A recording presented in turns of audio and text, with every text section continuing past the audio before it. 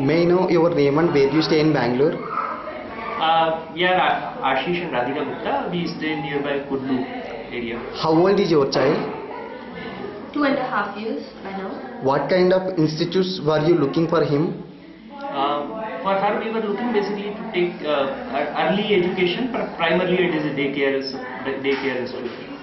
So majorly because it's a scientific fact that 98% of your brain development happens before 5 years. So what we were looking out is something which can creatively involve my kid. I don't want her to force her, but something, an environment which can creatively make her more towards learning or make them learning for her.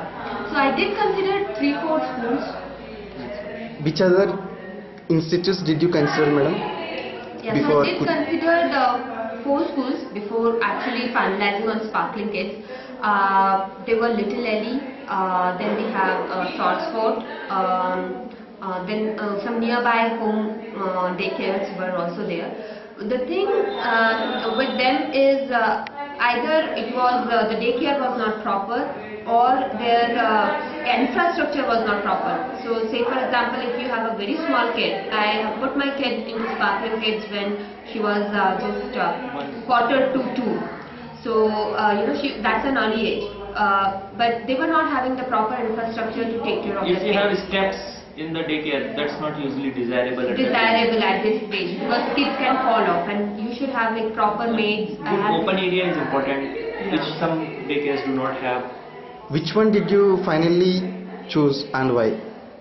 So as you know, we are with Sparkling Kids right now. So we have chosen Sparkling Kids, like the way we are saying you the comparison. Some schools were good because they are in the market from 10 years. The Sparkling Kids is quite new. But the thing with them is because they are new, they want to make a good impact and they have that energy. The staff is quite good here, and they have like proper infrastructure. They don't put your kids to maid. They have the teachers all day long who take care of feeding. So sometimes you have the hygiene problems because the maids don't know much about hygiene. If the food has fallen off, you should not give it to the kids.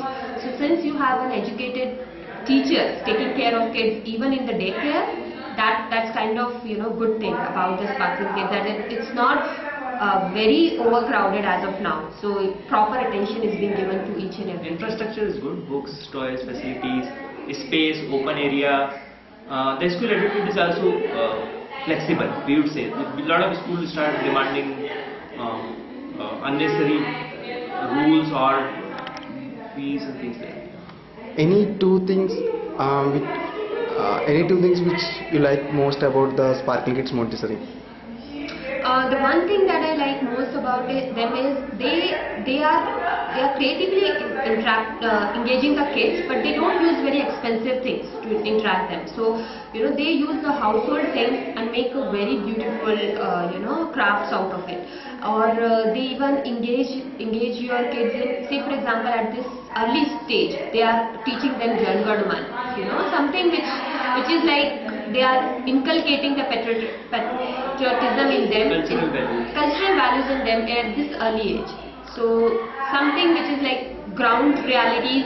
They are not beyond expectations. They are on the ground, but they are teaching what is needed to the kids. On a scale of 1 to 5, how would you recommend Sparkling Kids Montessori to other parents? I will say on the scale of 5 being highest, I will put them at 4. They are good, but they still have improvements that can come to their way. Okay. Thank you. Thank you.